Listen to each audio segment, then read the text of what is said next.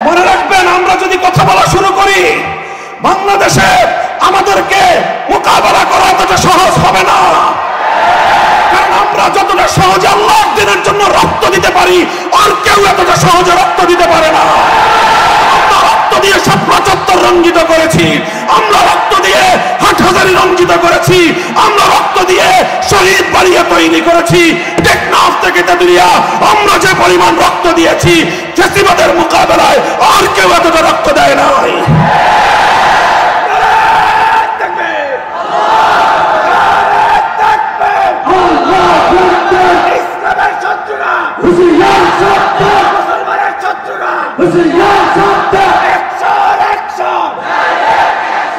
ইসলাম কেন্দ্রিক সমস্যাগুলো সমাধানের জন্য যদি রক্ত দেওয়াই হয় একমাত্র পথ, মনে রাখবেন আমাদের কাছে এত রক্ত আছে, রক্ত নিয়ে আপনাদের পিপাসা নিবারণ হবে না।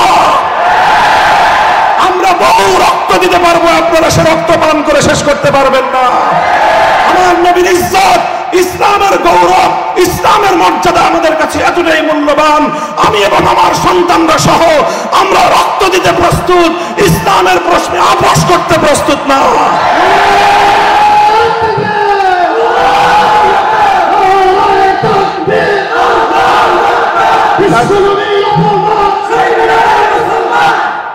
আমাদের খুব বিনীত অনুরোধ থাকবে, নিবেদন থাকবে, শিক্ষা ব্যবস্থা হোক, আইন সংস্কারের ক্ষেত্রে হোক, বিশেষ করে এই দুটো জায়গার কথা আমি উল্লেখ করলাম।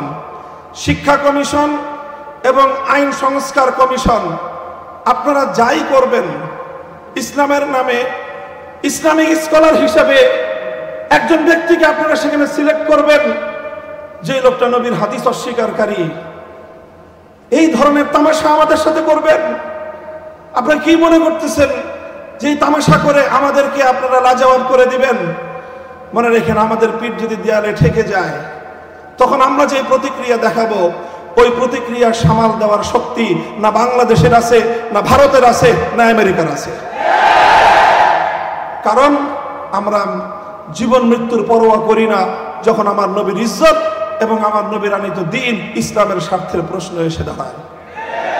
আবার আপনাদেরকে খুব শান্ত নম্র ভাষায় পরামর্শ দিচ্ছি, ধর্ম রিলেটেড যে কোনো সমস্যাগুলোর সমাধান আপনাদের মন মতো করলে হবে না। আপনাদের মাঝে আমাদের প্রতিনিধি আফম খালিদ হোসেন সাহেব আছেন, ওনার কাছ থেকে প্রত্যেকটি ধর্মীয় বিষয়ে পরামর্শ নিয়ে আলেম সমাজ রয়েছে, হেফাজতে ইসলাম রয়েছে, অন্যান্য ইসলামিক মহলগুলো রয়েছে, তাদের কাছ থেকে জিজ্ঞাসা করেন। আহলে হাদিসরা আছেন, এদেশে সুন্নিরা আছেন, দেওবন্দিরা আছেন, আমরা সকলেই ইসলামের মৌলিক প্রশ্নে কিন্তু একমত। এই অজুহাত দেখাতে পারবেন না যে হুজুররা এই দেশে দুরকম কথা বলে। হাদিস ইনকারের বিষয়ে আমাদের সকলের বক্তব্য এক। আপনারা যে আইনগুলো সংস্কার করেছেন, সেই আইনগুলো সংস্কারের প্রস্তাবনার বিরুদ্ধে সমস্ত হুজুররা একমত। কাজেই খুব বিনীত অনুরোধ করে বলতেছি, আমরা অনেক দিন ধরে আন্দোলন করে জেল খেটে রক্ত দিয়ে ক্লান্ত, আমাদেরকে খুব তাড়াতাড়ি আবার মাঠে নামতে বাধ্য করেন না। আপনারাও ভালো থাকেন, আমাদেরকেও কিছুদিন বিশ্রাম নিতে দেন। যদি আমাদেরকে বিশ্রাম দিতে আপনাদের খুব খারাপ লাগে, তাহলে ইনশাআল্লাহ শাপলা চত্বরে আমি আপনাদেরকে দাওয়াত দিয়ে রাখব।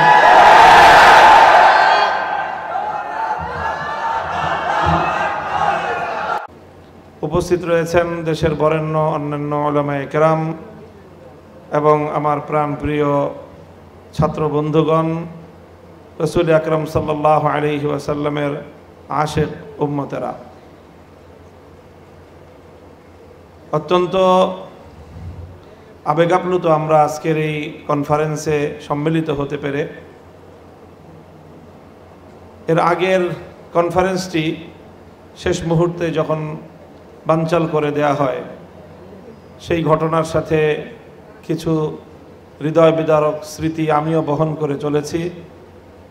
আজকের এই আনন্দ ঘন সময়ে মহান রব্বুল আলামিনের দরবারে শুকরিয়া আদায় করছি, যিনি রহমতুল্লিল আলামিনের আলোচনায় বাধা প্রদানকারীদেরকে সমূলে উৎখাত করে দিয়েছেন এবং আমাদের জন্য এই উন্মুক্ত পরিসরে মুহাম্মদুর রাসূলুল্লাহ সাল্লাল্লাহু আলাইহি ওয়াসাল্লামের সিরাত নিয়ে আলোচনা এবং কার্যক্রম পরিচালনা করার সুযোগ করে দিয়েছেন, তৌফিক দান করেছেন। আল্লাহুম্মা লাকাল হামদু ওয়া লাকাশ শুকর। রাহমাতুল লিল আলামিন ফাউন্ডেশন সমাজে নবীজির সিরাত চর্চাকে ব্যাপকতর করার বহুমুখী উদ্যোগ নিয়ে প্রতিষ্ঠিত একটি ফাউন্ডেশন এবং একটি সংস্থা। এই সংস্থার পক্ষ থেকে বহুমুখী কার্যকলাপ পরিচালনার উদ্যোগ রয়েছে। আজকের এই কনফারেন্সটিও তার মধ্যে অন্যতম একটি। বিভিন্ন বিষয়ভিত্তিক আলোচনাগুলোকে ভাগ করে দিয়ে বিদগ্ধ আলোচকদের জন্য বিষয়বস্তু নির্ধারণ করা হয়েছে। আমার জন্য একটি বিষয় নির্ধারণ করা হয়েছে, সেই বিষয়ে যদিও দীর্ঘ আলোচনা করার এখন অবকাশ নেই। সুষম অর্থনীতি প্রণয়নে মুহাম্মদুর রাসূলুল্লাহ সাল্লাল্লাহু আলাইহি ওয়াসাল্লামের অবদান। এই ক্ষেত্রে আমি দুটি উদ্ধৃতি উপস্থাপন করছি। রাসূল সাল্লাল্লাহু আলাইহি ওয়াসাল্লাম যে অর্থ ব্যবস্থা বিশ্ব মানবতার কল্যাণে প্রবর্তন করেছিলেন, শুধু প্রবর্তন না, প্রতিষ্ঠিত করেছিলেন, তার অন্যতম মৌলিক দুটি নীতিমালা ছিল কাইলা ইয়াকুনা দুলাতাম বাইনাল আগনিয়াই মিনকুম, সম্পদ যেন সমাজের কোনো নির্দিষ্ট একটি শ্রেণীর হাতে কুক্ষিগত না হয়ে যায়। এটা ছিল রাসূল সাল্লাল্লাহু আলাইহি ওয়াসাল্লামের পূর্ণ অর্থ ব্যবস্থার মৌলিক একটি নীতিমালা। সম্পদ কোনো একটা বিশেষ শ্রেণীর কাছে বৈধভাবেও কুক্ষিগত হতে পারবে না। অবৈধভাবে দুর্নীতির মাধ্যমে, ঘুষখোরি সুদখোরির মাধ্যমে অথবা সম্পদ পাচারের মাধ্যমে, এর মাধ্যমে সম্পদ কুক্ষিগত করার তো প্রশ্নই আসে না। যে রাষ্ট্র ব্যবস্থায় আল্লাহ রাসূল সাল্লাল্লাহু আলাইহি ওয়াসাল্লাম প্রণীত অর্থ ব্যবস্থা কার্যকর হবে, সেই রাষ্ট্র ব্যবস্থার ধনী থেকে দরিদ্র পর্যন্ত প্রতিটি মানুষ যার যার নিত্য প্রয়োজন পূরণ করার প্রয়োজনীয় অর্থের সরবরাহ তার কাছ পর্যন্ত পৌঁছে যাবে অর্থ ব্যবস্থার স্বাভাবিক গতিতেই। এমনকি আমরা জানি যে যাকাত প্রদান করা মানুষের, প্রত্যেকটি সম্পদশালী মানুষের জন্য ফরজ।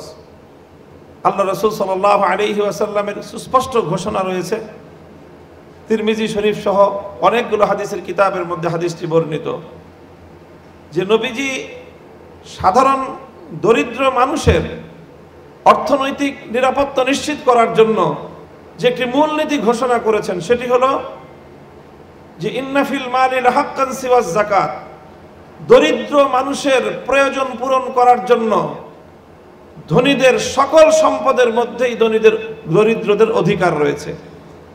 দরিদ্র কোনো মানুষ যদি তার জীবন মরণের সংকট দেখা দেয়, তার জীবন বাঁচানোর প্রশ্ন চলে আসে, তার সন্তানের জীবন বাঁচানোর প্রশ্ন চলে আসে, তাহলে ধনী শুধুমাত্র যাকাত দিয়ে ক্ষান্ত থাকতে পারবে না, বরং এলাকার ধনীদের সকল সম্পত্তিগুলো দরিদ্রদের জীবন বাঁচানো পরিমাণ প্রয়োজন পূরণ করার জন্য সকল সম্পদ প্রয়োজনে বাজেয়াপ্ত হয়ে সকল দরিদ্রের মধ্যে বণ্টিত হবে। ইসলাম প্রদত্ত এই অর্থ ব্যবস্থা, রাহমাতুল লিল আলামিন সাল্লাল্লাহু আলাইহি ওয়াসাল্লাম প্রণীত অর্থ বন্টনের এই নীতি যদি আজকের এই পৃথিবীতে বাস্তবায়িত হতো, তাহলে এই পৃথিবীর কোনো জায়গায় একজন দরিদ্র মানুষও অনাহারে অর্ধাহারে দিনাতিপাত করত না। কাজেই আজ এই যে অর্থ ব্যবস্থা নিয়ে পৃথিবীতে এখন যে পুঁজিবাদী অর্থ ব্যবস্থার যে পশ্চিমা সভ্যতার কাছে আজকের আমরা পৃথিবীবাসী, গোটা দুনিয়া আজ তাদের হাতে জিম্মি। এজন্যই তারা সমাজ থেকে রাসূল সাল্লাল্লাহু আলাইহি ওয়াসাল্লামের আদর্শের কার্যকারিতাকে বিনষ্ট করতে চায়। এজন্যই, কারণ পশ্চিমা সমাজ ব্যবস্থার সকল অন্যায় এবং অবিচারের মূল হলো তাদের পুঁজিবাদ। সারা পৃথিবী থেকে অল্প কিছু মানুষের কাছে সম্পদ কুক্ষিগত করে রেখে সেই সম্পদ সীমাহীনভাবে ভোগ বিলাসিতায় মত্ত হওয়াটাই পশ্চিমা সভ্যতার মূল কথা। এজন্যই তারা আল্লাহ রাসূল সাল্লাল্লাহু আলাইহি ওয়াসাল্লামের জীবন আদর্শকে ভয় পায়। এজন্যই তারা মুসলিম সমাজকে আল্লাহর নবীর জীবন চরিত্র থেকে দূরে সরিয়ে দিতে চায়। কারণ মুসলমানরা যদি সোচ্চার হয়ে ওঠে, আল্লাহর নবীর প্রণীত অর্থ ব্যবস্থা যদি এই পৃথিবীতে বাস্তবায়ন করার জন্য মুসলমানরা সোচ্চার হয়, তাহলে পুঁজিবাদ ধসে পড়বে, পুঁজিবাদীদের এই ভোগ বিলাসিতা ধসে পড়বে, পুঁজিবাদীদের দেশে আরেক দেশ থেকে সম্পদ লুটপাট করে বেগম পাড়া করবার কোনো সুযোগ থাকবে না। পুঁজিবাদী দেশগুলোর কর্ণধাররাও মুসলমানদের কাছে জবাবদিহিতার কাঠগড়ায় দাঁড়িয়ে যেতে বাধ্য হবে।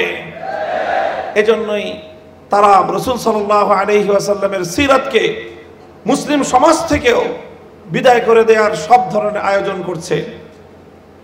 এই পরিপ্রেক্ষিতে আমাদের ঐতিহাসিক দায়িত্ব এবং কর্তব্য এসে দাঁড়ায় যে আমরাও তারা যেটা চাচ্ছে তাদের প্রতি কোনো ধরনের ভয় ভীতি আমাদের অন্তরের মধ্যে রাখা চলবে না। পশ্চিমা সভ্যতার, ইউরোপ এবং আমেরিকার যে ভীতি এবং তাদের যে রব, তাদের প্রতি যে একটি আমাদের অন্তরের মধ্যে একটি হীনমন্যতা রয়েছে, মুসলিম জাতিকে আজকে এই হীনমন্যতা থেকে বেরিয়ে আসতে হবে।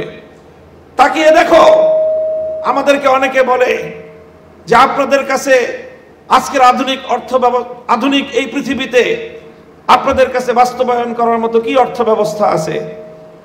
এতদিন পর্যন্ত আমরা তাত্ত্বিক কথা বলতাম, এখন বলবো তাকায় দেখো, ইমারতে ইসলামিয়া মোল্লারা পরিচালনা করছে, দেওবন্দি উলামায়ে কেরাম পরিচালনা করছে। সেখানকার এই মাদ্রাসার হুজুর এবং শিক্ষকরাই ইমারতে ইসলামিয়ার টপ টু বটম গোটা প্রশাসন সবকিছু তারা পরিচালনা করছে। তোমাদের মতো এত ডক্টর সেখানে নাই। তাকায় দেখো আজকে তোমার বাংলাদেশের, আমি ডক্টর ইউনূস সাহেবকে অ্যাড্রেস করে বলি, আপনার বাংলাদেশের অর্থনীতির গতি দেখেন, প্রবৃদ্ধির তুলনা করেন ইমারতে ইসলামিয়ার অর্থ ব্যবস্থার সঙ্গে, মাথা হেট হয়ে আসবে, লজ্জায় মাথা নিচু হয়ে আসবে আপনাদের। আজ ইমারতে ইসলামিয়া সারা পৃথিবীতে অর্থনৈতিক প্রবৃদ্ধির রোল মডেল হিসেবে সারা দুনিয়ার সামনে আদর্শ স্থাপন করেছে, এবং এটা হয়েছে শুধুমাত্র মুহাম্মদ আরবি সাল্লাল্লাহু আলাইহি ওয়াসাল্লাম প্রণীত অর্থনীতির নীতিগুলো অনুসরণ করার বদৌলতে। এবং এটা সম্ভব হয়েছে মোল্লাদের মাধ্যমেই, আলেম সমাজের মাধ্যমেই, যারা মাদ্রাসা পড়ুয়া তাদের মাধ্যমেই। হীনমন্যতার কোনো কারণ নাই।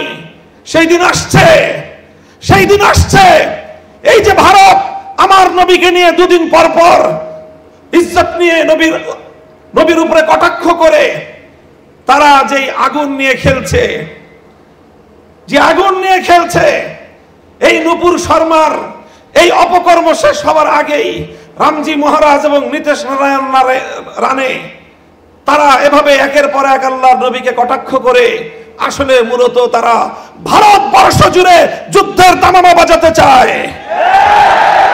ওরা আমাদেরকে উস্কানি দিচ্ছে, যদি মুসলমান তোমরা তোমাদের নবীকে ভালোবেসে থাকো তাহলে আসো, তোমাদের সঙ্গে আমরা যুদ্ধ করব, তোমাদের সঙ্গে আমরা লড়াই করব। আলহামদুলিল্লাহ, আমাদের স্বাধীন ভারতের বাইরে, ইন্ডিয়ার বাইরের অন্য স্বাধীন মুসলিম দেশগুলোর কথা তো পরে, খোদ ভারতে মুম্বাই অভিমুখে লাখো নবী প্রেমিক জনতার লং মার্চ আজকে গোটা ভারতকে থরথর করে কাঁপিয়ে দিয়েছে। আমরা ভারতের মুসলমান দেশকে অভয় দিতে চাই, তাদেরকে সহমর্মিতা জানিয়ে বলতে চাই, যদি নরেন্দ্র মোদীরা হিন্দুত্ববাদ প্রতিষ্ঠার জন্য আমার নবীকে বারবার আঘাত করতে চায়, আমরা এই উপমহাদেশের প্রায় 100 কোটি মুসলমান ভারতকে খান করার জন্য যা করতে হয় তাই করব আমরা।